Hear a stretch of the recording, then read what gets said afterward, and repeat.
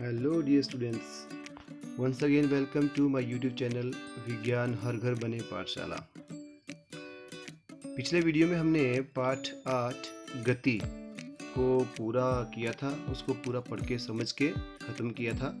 तो आज के इस वीडियो में हम इस चैप्टर के अभ्यास के प्रश्न उत्तर करेंगे। चलिए बिना देरी से शुरू करते हैं।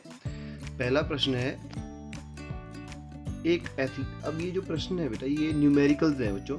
तो न्यूमेरिकल्स है, मैथमेटिकल फॉर्म में है। इस चैप्टर के जितने भी प्रश्न हैं तो आपको थोड़ा ध्यान से इसके जो फॉर्मूले हैं, जो मैं आपको ड्यूरिंग चैप्टर के दौरान जब पढ़ाए थे आपको सारे फॉर्मूले, तो आपको समझने वो। जब तक आपको फॉर्मूले समझ नहीं आएंगे तब तक आप इनको नहीं कर पाएंगे। ठीक है, तो चलिए प्रश्न की तरफ। पहला प्रश्न है, एक एथलीट एक वृत्तीय रास्ते जिसका व्यास 200 मीटर है का एक चक्कर 40 सेकंड में लगाता है। ठीक है, 2 मिनट 20 सेकंड के बाद वह कितनी दूरी तय करेगा, उसका विस्थापन क्या होगा। यानी इस प्रश्न में हमने एक तो विस्थापन देखना है और उसकी डिस्टेंस कितनी कवर करता है वो देखना है।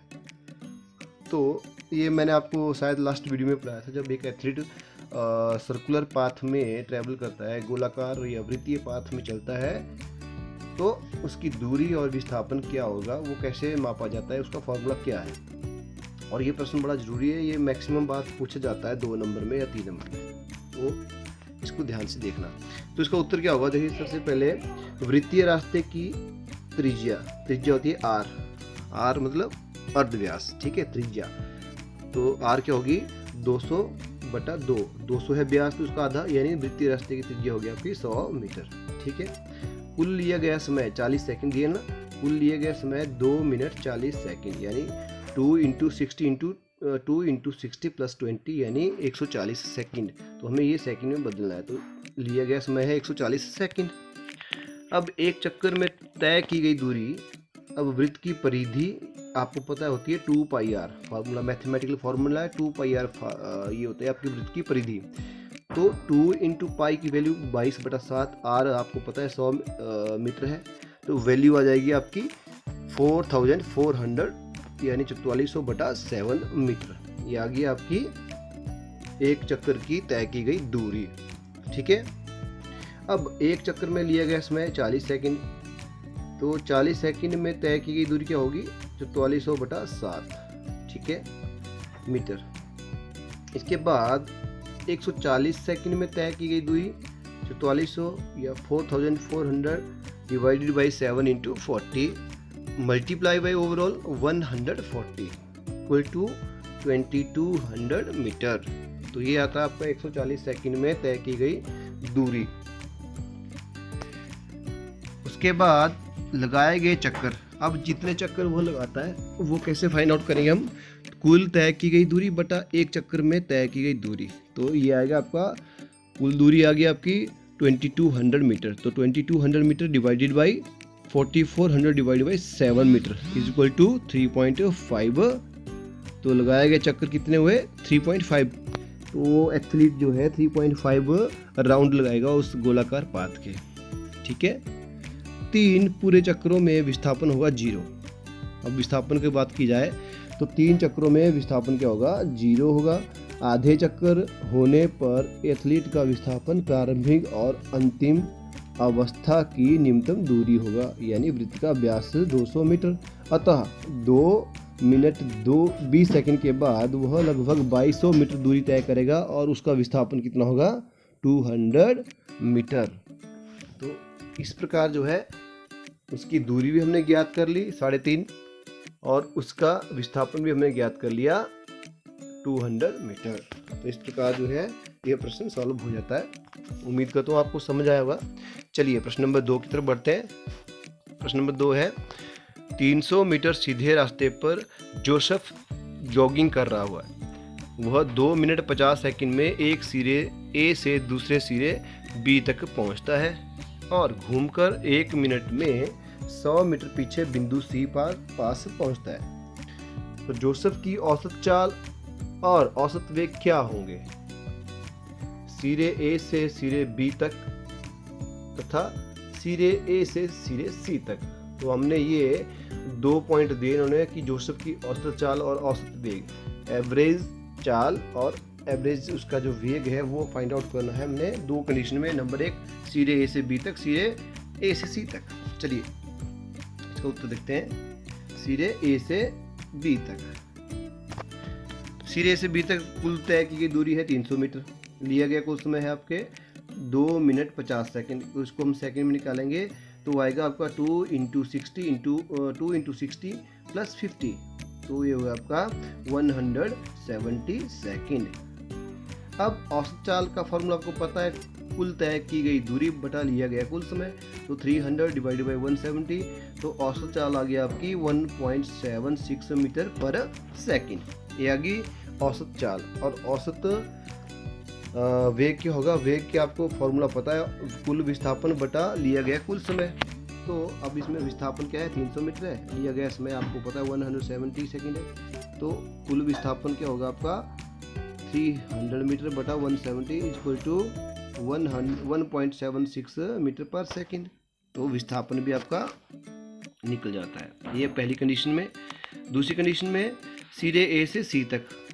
अब ए से सी तक जाता है वो, तो उसकी तय की गई दूरी बताई इन लोग क्वेश्चन में ही, 300 प्लस 100 यानी 400 मीटर।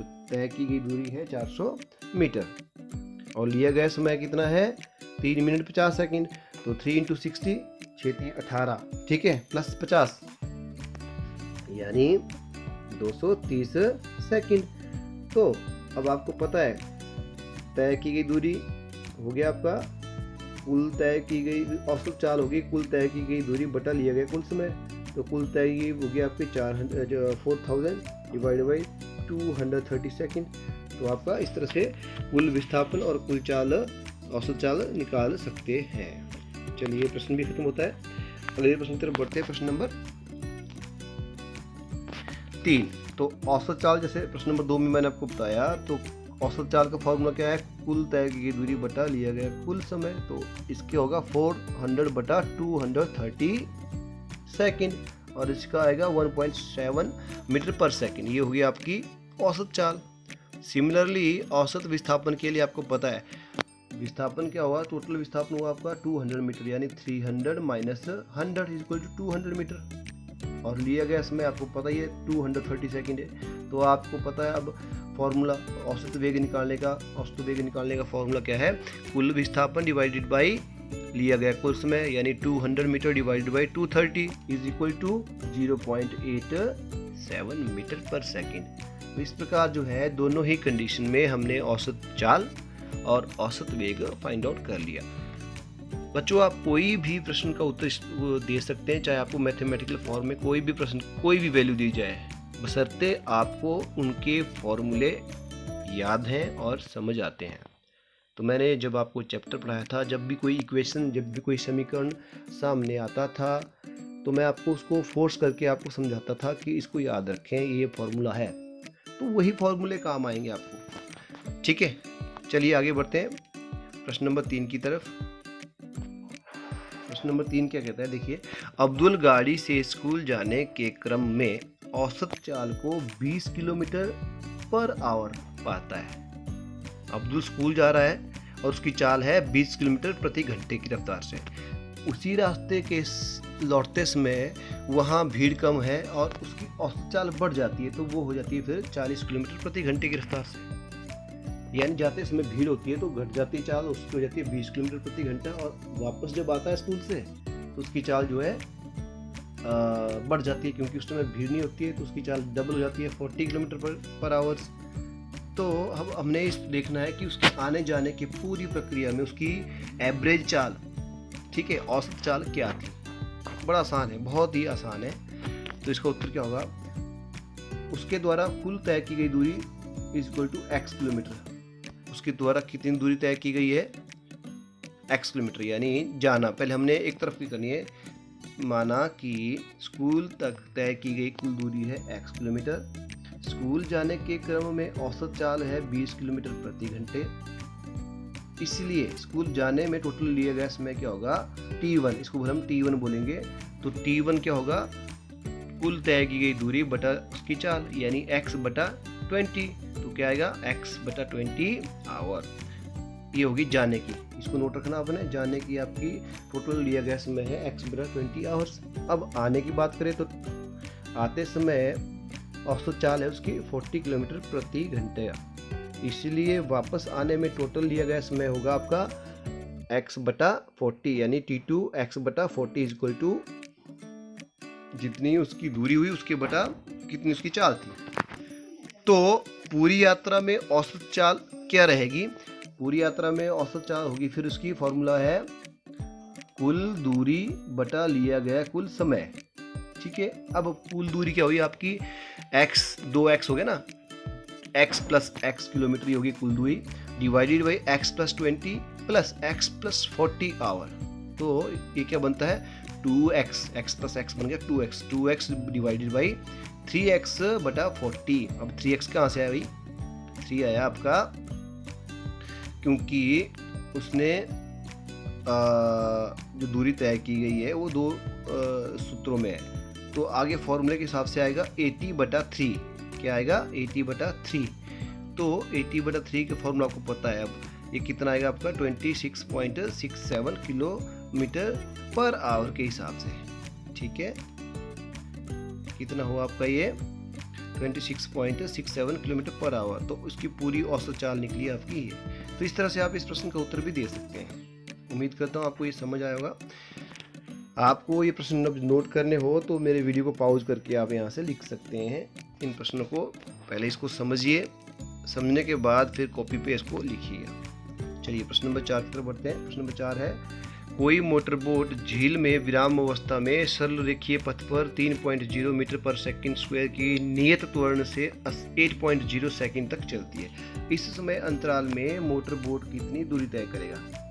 तो इसका उत्तर क्या होगा, अब हमने मोटर वेग की जो दूरी है ना, कुल दूरी s डिस्प्लेसमेंट वो ज्ञात करनी है। तो प्रारंभिक वेग आपको पता है u हो गया 0 मीटर पर सेकंड, त्वरण a होगा आपका 3.0 मीटर पर सेकंड स्क्वायर, लिया गया समय हो गया आपका 8.0 सेकंड, और गति के दूसरे नियम के अनुसार, दूसरे समीकरण के अनुसार तय की गई दूरी आपको पता है, हमने 3 समीकरण पढ़े थे। पहला था आपका v equal to u plus a t, दूसरा था आपका s equal to u t plus half a t square, और तीसरा आपको पता है 2as equal to u plus a t square. तो दूसरे समीकरण के अनुसार s equal to u t plus half a t square, s का है यहाँ पे तय की गई दूरी, और u आपका प्रारंभिक जीरो है, और t है 8 सेकेंड प्लस हाफ इंटू ए स्क्वायर, त्वरण क्या है a 3 इंटू, और t का टाइम है आपका 8, तो 8 मल्टीप्लाई बाई 2 यानी 8 का स्क्वायर। इस प्रकार जो उत्तर आता है s इक्वल टू 96 मीटर। तो इस अंतराल में मोटर बोट ने लगभग 96 मीटर दूरी तय की। तो ये भी हो जाता है। प्रश्न नंबर 5 की तरफ। प्रश्न नंबर 5 क्या है, किसी गाड़ी का चालक भुंजा 52 किलोमीटर पर आवर की गति से गाड़ी चला रहा है और कार में ब्रेक लगाता है। कार का विपरीत दिशा में एक समान दर से त्वरित होती है, तो कार 5 सेकंड में रुक जाती है। दूसरा चालक 30 किलोमीटर प्रति घंटे की गति से चलती हुई दूसरी कार पर धीमे धीमे ब्रेक लगाता है तथा 10 सेकंड में रुकता है। अब हमने क्या करना है, एक ही ग्राफ में दोनों कारों के द्वारा चाल समय ग्राफ बनाना है, और दोनों को ब्रेक लगाने के पश्चात कौन सी कार अधिक दूरी तक जाएगी ये बताना है। यानी जब दोनों ने ब्रेक लगाई तो कौन सी कार अधिक दूरी तक जाती है फिर रुकती है वो पता लगाना है। तो दोनों का हमने बनाना है चाल समय ग्राफ। तो इसका ग्राफ इस तरह से बनेगा, देखिए गाड़ी की चाल आपकी बाईं तरफ आएगी और पहली गाड़ी दूसरी तरफ हो, आपकी जो समय आएगा वो x एक्सिस में। तो गाड़ी की चाल आएगी आपकी y एक्सिस में और समय की चाल आएगा x एक्सिस में। तो इस तरह से आप ग्राफ बनाएंगे, देख लीजिए। अब हम देखिए कौन सी गाड़ी ज़्यादा चलती है। तो पहली गाड़ी की चाल है 52 किलोमीटर प्रति घंटे की रफ्तार से, तो ये हो गया आपका। अब इसको हमने मीटर सेकंड में बदलना है, किलोमीटर की जगह मीटर सेकंड में। तो 52 इंटू 60, ठीक है, वो आपने किलोमीटर में निकालना है। अब कितना होता है आपको, तो 52 इंटू 1 किलोमीटर में होता है आपका, कितने मीटर होते हैं 1000, ठीक है। 52 इंटू 1000 तो क्या आएगा आपका 52,000। ये हो गया आपका 52 किलोमीटर हो गया 52,000 मीटर। और सेकंड घंटे को हमने सेकंड में बदलना है समय को, तो 60 इंटू 60 तो आगे आ जाएगा 130/9 मीटर पर सेकंड। ये होगी पहली गाड़ी की चाल। अब पहली गाड़ी द्वारा तय की गई दूरी त्रिभुज OBC का क्षेत्रफल, त्रिभुज कहाँ बनी, ये बनी OBC, त्रिभुज बनी यहाँ पे OBC। तो इसका क्षेत्रफल देखना हमने, वो हो गया आपकी पहली गाड़ी द्वारा तय की गई दूरी का क्षेत्रफल। तो इसका आएगा half OC plus OB equal to half into 5 into 130/9 that is equal 36 metre. तो पहली गाड़ी द्वारा दूरी तय की गई 36 मीटर। उसी तरह दूसरी गाड़ी की चाल है 30 किलोमीटर प्रति घंटे, इसको मैंने मीटर में बदलना है। तो 30,000/60 इंटू 60 इज इक्वल टू 25/3। तो इस प्रकार इसकी जो चाल की गाड़ी, दूसरी गाड़ी की चाल है वो है 25/3 मीटर पर सेकेंड। दूसरी गाड़ी द्वारा तय की गई दूरी जो है त्रिभुज इक्वल टू OAD का क्षेत्रफल हाफ इसका होगा आपका। तो इस प्रकार दूसरी गाड़ी की चाल होगी आपकी 25/3 मीटर पर सेकेंड। अब उसकी दूसरी गाड़ी द्वारा तय की गई दूरी आपको पता है, त्रिभुज OAD का क्षेत्रफल निकालना हमने, तो हाफ OD इंटू OA, तो आएगा आपका half into 10 into 25/3 that is equal to 41.61 metre. तो इस प्रकार इससे सिद्ध होता है कि ब्रेक लगाने के पश्चात दोनों गाड़ियों में से दूसरी गाड़ी अधिक दूरी तक जाएगी। ठीक है, चलिए प्रश्न नंबर 6 की तरफ चलते हैं। प्रश्न नंबर 6 में इन्होंने एक ग्राफ दिया हुआ है। चित्र में 3 वस्तुओं ABC के दूरी समय ग्राफ प्रदर्शित है। ग्राफ का अध्ययन करने से हमने निम्न प्रश्नों के उत्तर देने हैं। चलिए पहला प्रश्न है, तीनों में से कौन सबसे तीव्र गति से गतिमान है। नंबर 2, क्या ये तीनों किसी भी समय सड़क के एक ही बिंदु पर होंगे। C, जिस समय B और A से गुजरती है उस समय C कितनी दूरी पर कर लेती है। और D, जिस समय B C से गुजरती है उस समय यह कितनी दूरी तय करती है। तो ये जो इसमें ग्राफ दिया है इसमें ही सबके प्रश्नों का उत्तर छिपा है, हमें इसको निकालना है, पर फॉर्मूले हमें पता होना चाहिए। चलिए A का उत्तर ढूंढते हैं। A क्या है, तीनों में से B सबसे तीव्र गति से गतिमान है क्योंकि B ने सबसे कम समय में सबसे अधिक दूरी तय की है। अब देखिए जो B है, B सबसे अधिक तीव्र गति से गतिमान है क्योंकि उसने सबसे कम समय में ही सबसे ज़्यादा दूरी तय की। सबसे पहले B है तो इसने कम समय लिया यहाँ से यहाँ तक, इसलिए ये सबसे अधिक तेज गति से गतिमान है। ठीक है, अब दूसरा है, क्या ये तीनों किसी भी समय सड़क के एक बिंदु पर होंगे। तो ये तीनों किसी भी समय पर सड़क के एक ही बिंदु पर कभी नहीं हो सकते क्योंकि सबकी गति अलग अलग है। ठीक है, ये भी हो गया। अब 3 है, C, जिस समय B A से गुजरती है उस समय C की कितनी दूरी तय करेगी। जब B जो है C से गुजरती है यहाँ से, तो उस समय नहीं, जब B जो है A से गुजरती है, A आपका ये, तो C कितनी दूरी तय करेगा। तो C कहाँ था आपका, इस समय में कितनी दूरी तय करती है। तो इसका उत्तर क्या होगा, बिंदु M पर B A से गुजरती है, यह है बिंदु M। ठीक है, इससे बिंदु A से जो है B गुजरती है बिंदु M पर, तो उसमें C बिंदु N पर होता है। तो C किस पे है, बिंदु N पे है। बिंदु N कहाँ है, ये। तो उस समय C लगभग 8 किलोमीटर दूरी तय कर लेती है। तो इसकी दूरी कितनी, लगभग 8 किलोमीटर दूरी है। ठीक है, तो इस प्रकार ये हो गया। उसके बाद आया आपका D।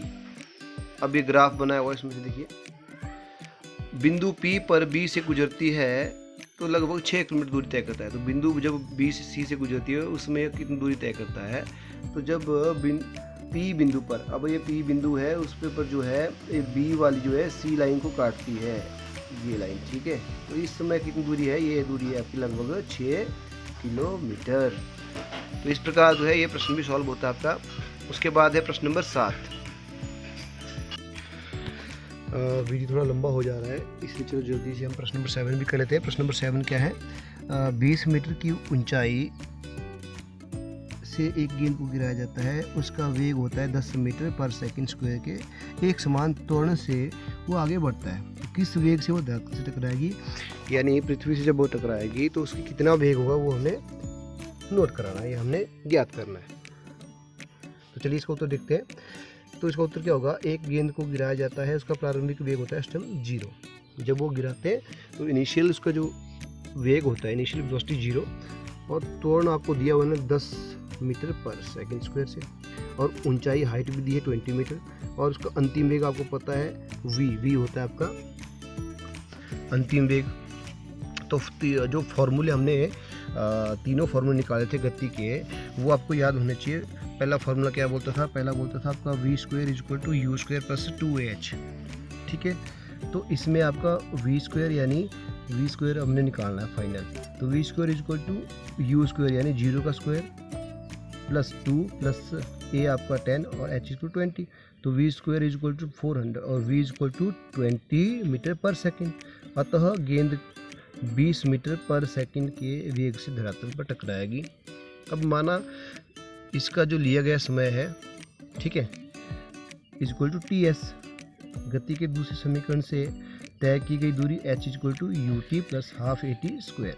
तो इसका h क्या आएगा? अब 20 is equal to u 0 plus t plus half plus 10 into t का स्क्वायर, तो 20 is equal to 5t square, और t2 is equal to 20 divide by 5 is equal to 4, और t is equal to 2 second.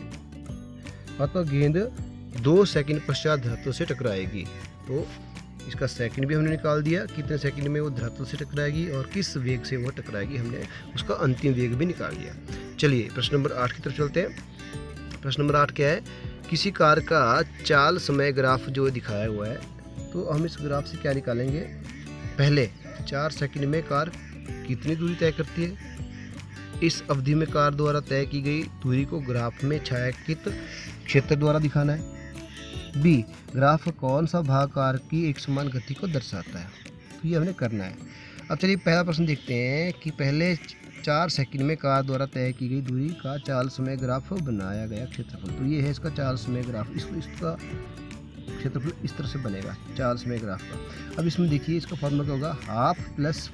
Half into 4 into 6 equal 12 metre. तो पहले 4 second में car द्वारा तय की दूरी का छायांकित क्षेत्र ये बनेगा, ठीक है। बी क्या है आपका? ग्राफ का सीधा भाग कौन सा है? 4 सेकंड से 9 सेकंड के बीच का समय एक समान गति पे स्थिर चाल दर्शाता है। तो यहाँ से लेके 9 तक का ये समय एक समान चाल गति दिखाता है, और जो पहला वाला भाग है उसकी जो है 12 मीटर गति के हिसाब से वो चलता है। तो इस प्रकार जो है हम इसको ग्राफ के जरिए इसकी जो है कौन सा भाग एक समान गति से करता है कार्य वो दिखा सकते हैं, और वो कितनी दूरी तय करता है वो भी हमने इसको दिखाया। तो ये भी आपको समझ आएगा। चलिए प्रश्न नंबर 9 की तरफ चलते हैं। निम्नलिखित में कौन सी अवस्थाएं संभव है तथा प्रत्येक के लिए एक उदाहरण दो। नंबर 1, कोई वस्तु जिसका त्वरण निश्चित हो परंतु वेग शून्य हो। क्या ये हो सकता है किसी वस्तु का त्वरण बिल्कुल निश्चित हो और परंतु वेग शून्य हो? कोई वस्तु किसी निश्चित दिशा में गति कर रही हो तथा उसका त्वरण उसके लंबवत हो। तो ये दोनों कंडीशन क्या पॉसिबल है कि कोई वस्तु गति कर रही है और उसका त्वरण निश्चित है परंतु वेग क्या है? 0 है। और दूसरा, कोई वस्तु निश्चित दिशा में गति कर रही है परंतु उसका त्वरण उसके लंबवत हो। चलिए 1 बाय 1 देखते हैं। पहला तो संभव है, कोई वस्तु जिसका त्वरण निश्चित हो परंतु वेग शून्य हो सकता है, तो ये तो निश्चित है, संभव है। अब क्यों संभव है? जब हम ऊपर की ओर ऊर्ध्वाधर ऊपर की ओर फेंकी गई कोई वस्तु अपनी अधिकतम ऊंचाई पर रुक जाती है तथा इसका वेग शून्य हो जाता है। जिस पॉइंट पे कोई चीज़ हम ऊपर की ओर फेंकते हैं, फिर एक समय जितना बल हम ऊपर की ओर लगाया है तो वहाँ तक बल लगता है, वहाँ तक वो जाती है। फिर उस पॉइंट पे जब बल खत्म हो जाता है तो वो रुक जाती है। तो जिस पॉइंट पे वहाँ रुकती है वहाँ पे उसका वेग हो जाता है 0, और इस स्थिति में गुरुत्वाकर्षण बल 9.8 मीटर पर सेकंड रहता है। उसके बाद वो सीधा नीचे फॉल होना शुरू हो जाती है। तो पहली चीज़ तो संभव है कि जिस वस्तु का त्वरण निश्चित हो परंतु वेग शून्य हो, तो ये पॉसिबल। दूसरा, कोई वस्तु किसी निश्चित दिशा में गति कर रही है तो उसका त्वरण उसके लंबवत हो सकता है, ये भी पॉसिबल है। जब कोई वस्तु एक फिक्स डायरेक्शन में गति कर रही हो और उसका त्वरण क्या हो, एक्सेलरेशन क्या हो, वो उसके लंबवत हो, 90 डिग्री एंगल पे हो, तो ये भी पॉसिबल है। क्यों? क्षैतिज दिशा में गति करती हुई वस्तु पर लगने वाला गुरुत्वीय बल उसके लंबवत हमेशा होता है। ठीक है, तो उम्मीद करता हूँ प्रश्न नंबर 9 भी आपको समझ आएगा। चलिए इस पाठ के अंतिम प्रश्न पर चलते हैं, प्रश्न नंबर 10। तो ये क्या है? एक कृत्रिम उपग्रह 42,250 किलोमीटर की त्रिज्या की वृत्ताकार कक्षा में घूमना है, यानी इसकी त्रिज्या कितनी है 42,250 किलोमीटर। यदि वह 24 घंटे में पृथ्वी की परिक्रमा करता है तो उसकी चाल क्या होगी। एक उपग्रह है जिसकी त्रिज्या 42,250 किलोमीटर है और वो 24 आवर्स में पृथ्वी की परिक्रमा पूरी करता है, तो उसकी चाल क्या होगी वो देख लेंगे। अब वृत्ताकार कक्षा की त्रिज्या r = 42,250, 24 घंटे में उपग्रह द्वारा तय की गई दूरी। वृत्ताकार कक्षा की परिधि यानी 2πr, तो 2π की वैल्यू 22/7, इसको सॉल्व करो तो 3.14 आता है इंटू 42,250। तो 24 घंटे में उपग्रह द्वारा जो कुल दूरी तय की वो होगी आपकी 2,65,330 किलोमीटर। ठीक है, ये होगी आपकी कुल दूरी। अब उपग्रह की चाल देखनी है। उपग्रह की चाल क्या होगी, चाल आपको पता है, कुल दूरी बटा लिया गया इसमें, कुल दूरी कितनी है 2,65,330/24, तो आएगा आपका 11,055 किलोमीटर प्रति घंटे की रफ्तार से। तो उसकी चाल क्या है 11,055 किलोमीटर प्रति घंटे की रफ्तार से। अब हमने इसको कन्वर्ट करना है सेकंड में, तो 11,055 डिवाइडेड बाई 60 इंटू 60 क्या आएगा 3.07 किलोमीटर प्रति सेकेंड। तो उसकी जो रफ्तार होगी उस उपग्रह की वो होगी 3.07 किलोमीटर प्रति सेकेंड। तो ये हो गया आपका पाठ 8, इसके सभी प्रश्न उत्तर कंप्लीट। तो उम्मीद करता हूँ आप सबको ये प्रश्न उत्तर समझ आए होंगे और आपने अच्छी तरह इनको समझा होगा। तो गति वाला चैप्टर आपका इस तरह से पूरा होता है और मैं उम्मीद करता हूँ आपने अच्छी तरह ये समझा होगा। अभ्यास के उत्तर भी आपको समझ आए होंगे। अब आपने जब ये नोट करने हैं तो आप वीडियो को बीच में पॉज करें और इनको लिख सकते हैं अच्छी तरह से। तो ठीक है बच्चों, इस वीडियो को यहीं ख़त्म करते हैं। आज का वीडियो थोड़ा लंबा हो गया है, लेकिन हम जब इसको करेंगे तो हम 2 टुकड़ों में इनको अभ्यास के प्रश्न उत्तर को करेंगे। चलिए मिलते हैं अगली वीडियो में नए टॉपिक के साथ। तब तक के लिए अपना ध्यान रखिए और पढ़ते रहिए।